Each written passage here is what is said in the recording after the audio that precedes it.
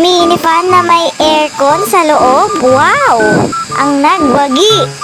GD Tech Aircon Mini Fan. Teka lang, huwag mo munang bilhin. Kalma. Eme. Actually guys, lahat naman ng mini fan ay high speed at malakas talaga ang buga. Pero, itong mini fan na to ay kakaiba sa lahat talaga guys. So, eto na nga yung secret niya.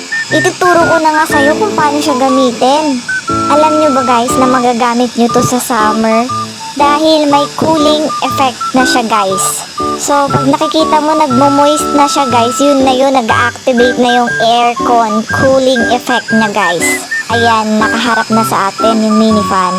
Nagmo-moist na siya, ibig sabihin naka-aircon mode na siya. So, ayan yung mga paraan para magamit mo siya. Pwede mo siyang lagyan ng cellphone sa mismong base niya. Pwede mo rin siyang ibitay pati warik.